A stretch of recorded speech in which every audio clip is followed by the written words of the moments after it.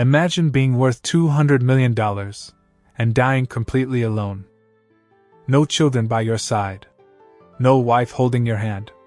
Just an empty room, a ticking clock, and a nurse checking your pulse every hour because there's no one else left who cares to.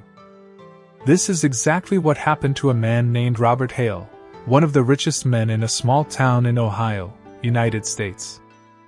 He had 5 houses. He had cars nobody had ever driven. He had more money than he could spend in 10 lifetimes. But on the night he knew he was going to die, he didn't ask his lawyer to change his will. He didn't ask for more medicine. He didn't ask for his business partners. He asked for just one thing. One simple, strange request that nobody expected. Not his children. Not his doctors. Not even the nurse who had known him for years. And when his family finally learned what that wish was, it broke something inside all of them. Stay with me till the end of this video, because this story is not just about a rich man. It's about something every single one of us will face one day, whether we have $200 million or $200 in the bank. This is the story of the rich old man's final wish. A man who had everything and nothing.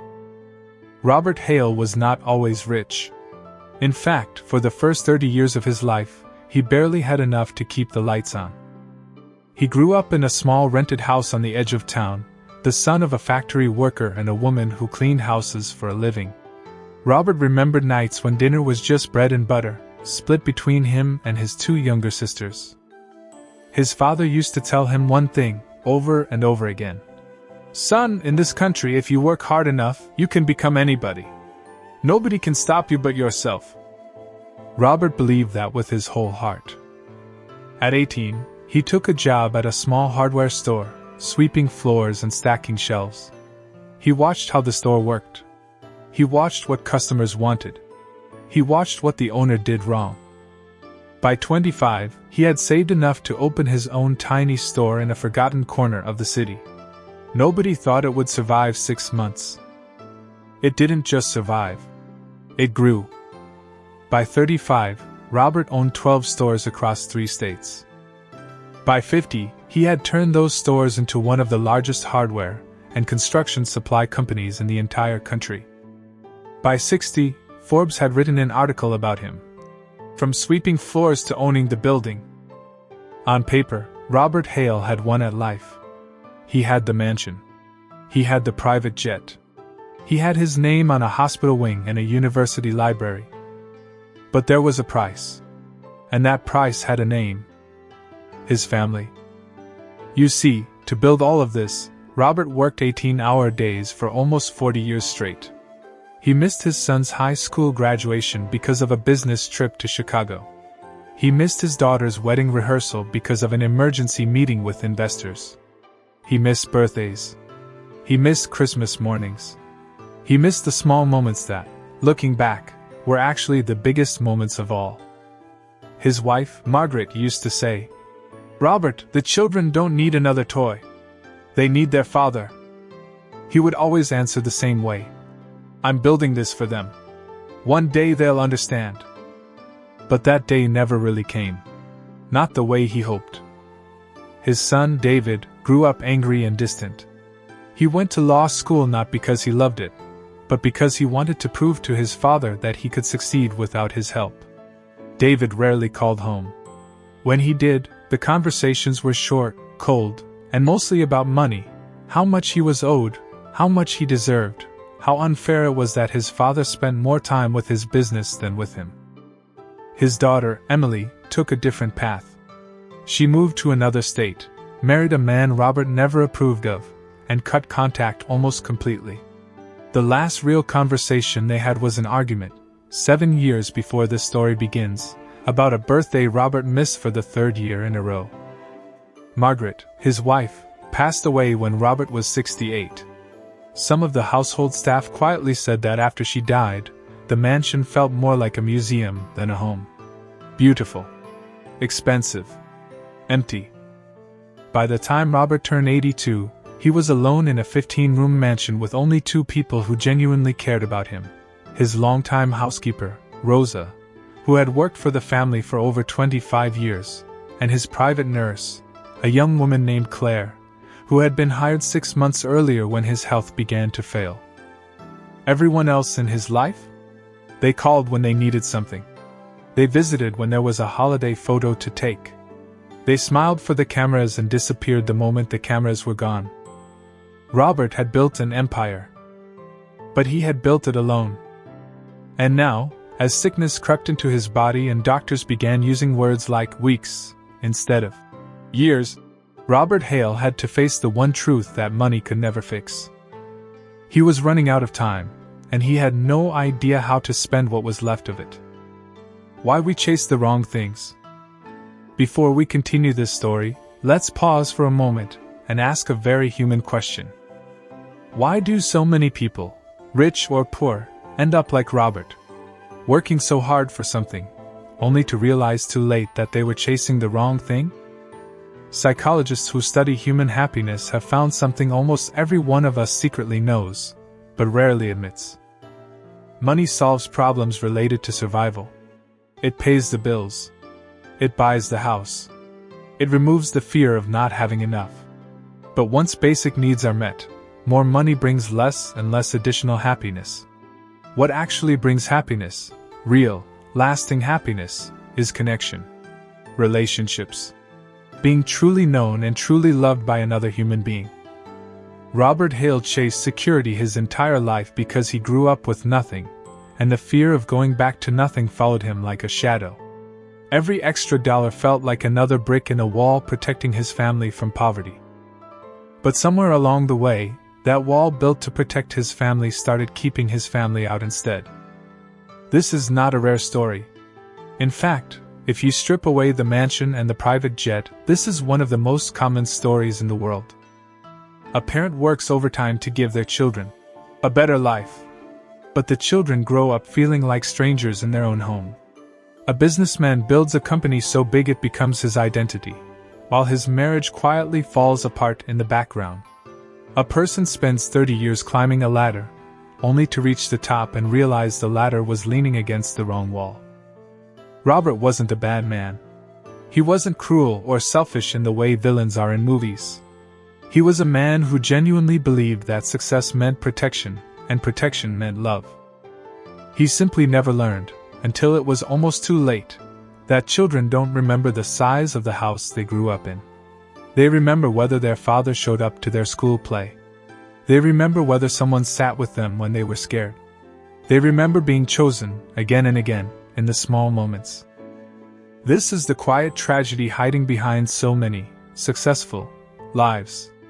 And it's exactly what set the stage for what happened in Robert Hale's final days.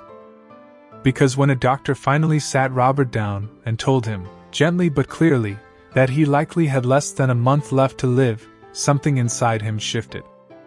For the first time in decades, Robert Hale stopped thinking about his company. He started thinking about his life.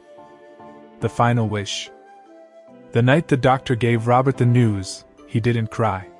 He didn't call his lawyer. He simply asked Claire, his nurse, to open the curtains so he could see the stars. For almost an hour, he said nothing. He just stared out the window, his hands folded on his lap, his breathing slow and steady. Finally, he spoke.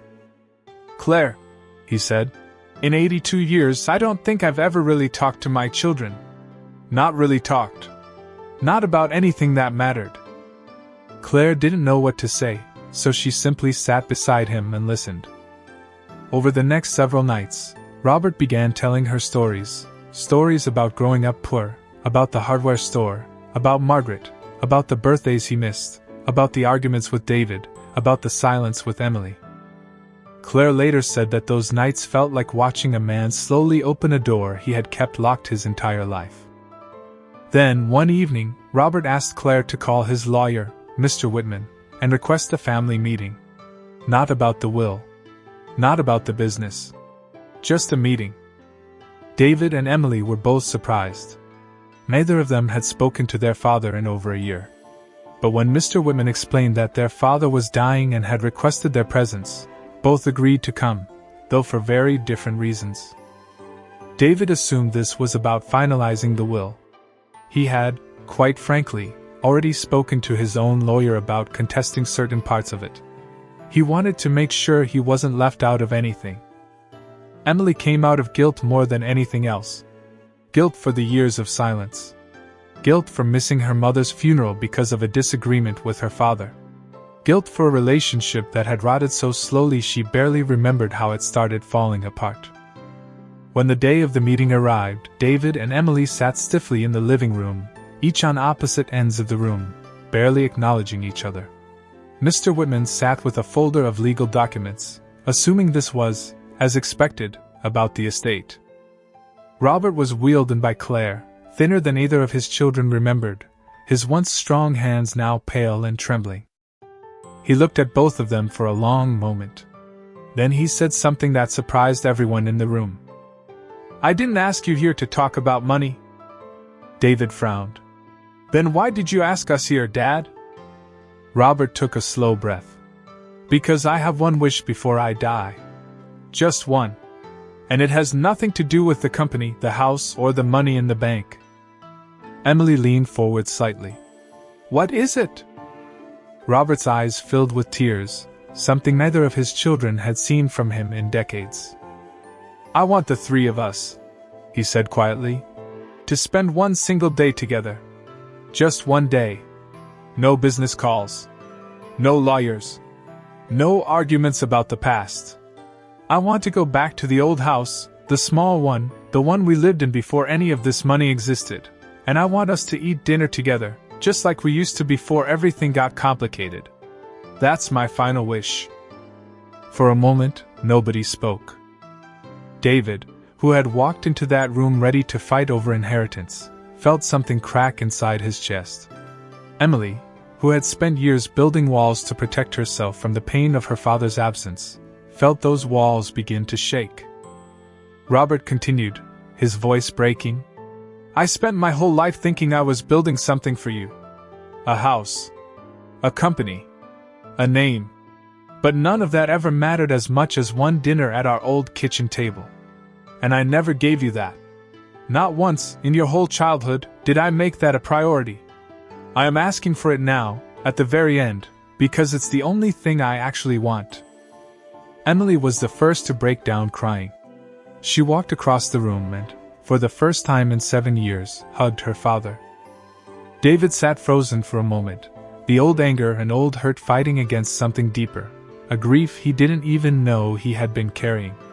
Then, slowly, he stood up, walked over, and put his hand on his father's shoulder. "Okay, Dad," he said quietly. "One day. The day that changed everything."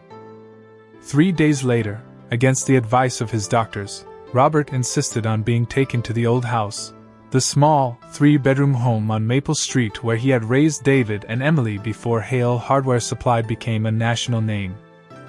The house had been kept in the family and, unknown to Robert, had actually been maintained quietly over the years by Rosa, the housekeeper, who had a soft spot for the old place and visited occasionally to keep it from falling apart.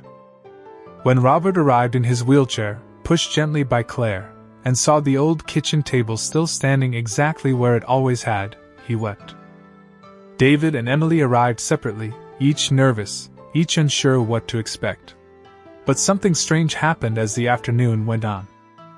Rosa cooked a simple dinner, the same recipe Margaret used to make, a humble chicken and vegetable stew that Robert hadn't tasted in over 30 years. They sat at the small table, Robert, David, and Emily, in the same chairs they used to sit in as a family decades ago. At first, conversation was awkward, stiff, careful. But slowly, memories started coming back. David remembered a summer when Robert taught him how to fix a bicycle chain in the backyard.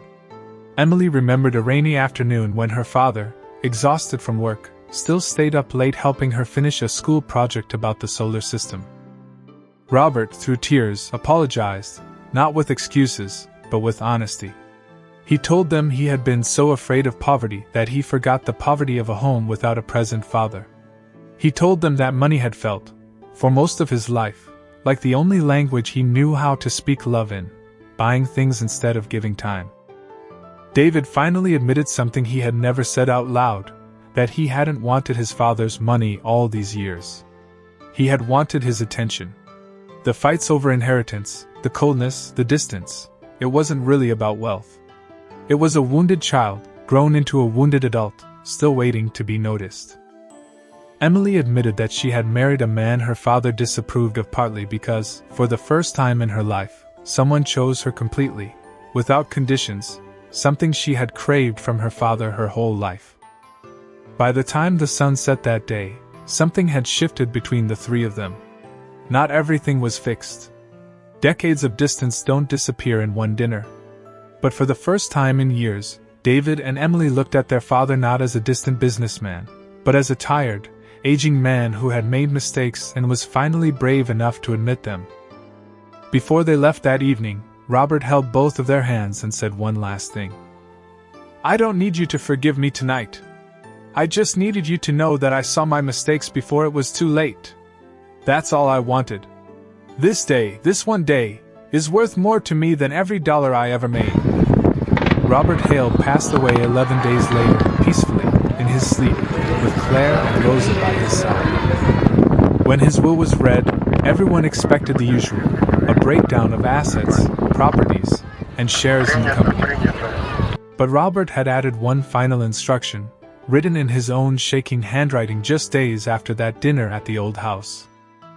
He asked that a portion of his fortune be used to establish a scholarship fund for children whose parents worked multiple jobs and rarely had time at home, specifically to fund family counseling and support programs, so that other families wouldn't repeat the same mistakes his own family had lived through. He left the majority of his estate to David and Emily, as expected. But attached to the documents was a handwritten letter, addressed simply, "To my children." In it, he wrote that the greatest business decision of his life wasn't the hardware company, the stores, or the deals that made him a millionaire. It was asking for one final day with his children, a day he should have asked for decades earlier, but was grateful he didn't leave this world without. David and Emily, who had barely spoken to each other in years, found themselves growing closer after their father's passing. They began having dinner together every few months, sometimes with their own children, at that same small house on Maple Street, which they now kept in the family permanently, as a reminder. So what can we take from Robert Hale's story? It's easy to look at a story like this and think, well, I'll never be a millionaire, so this doesn't apply to me. But that's exactly the trap. This story was never really about money. It's about how easily any of us, rich or not, can convince ourselves that, later, will always come. That there will always be time for one more phone call, one more visit, one more "I love you," that we keep postponing because we're busy building something we think matters more. Robert Hale spent 60 years building a company. He spent one single day building something that actually mattered. The truth is, most people don't lie on their deathbed wishing they had worked more hours or earned more money. They wish they had shown up more, called more, forgiven sooner, said, "I'm proud of you," out loud, instead of assuming the other person already knew. If there is one thing to take from this story tonight, let it be this: don't wait for a diagnosis to remember what actually matters. Don't wait until it's almost too late to ask for the one thing you truly want: time with the people you love. Because in the end, it's never really about how much you built. It's about who you built it with, and whether you ever stopped long enough to actually be there. So that was the story of Robert Hale, the rich old man who had built an empire worth $200 million, but whose one final wish, before he closed his eyes for the last time, was simply one honest day with his children. It's a reminder that no amount of success can replace connection, and no amount of money can buy back time that has already passed. If this story touched your heart, or reminded you of someone in your own life, take a moment today, call them, message them, tell them something you've been meaning to say. Don't wait for someday. Someday isn't guaranteed for any of us. Life is short. Make it meaningful, not just successful. If you enjoyed this story, please give this video a thumbs up and subscribe for more real, heart-touching stories like this one every week. Let me know in the comments what part of this story hit you the hardest. Thank you for watching, and I'll see you in the next story.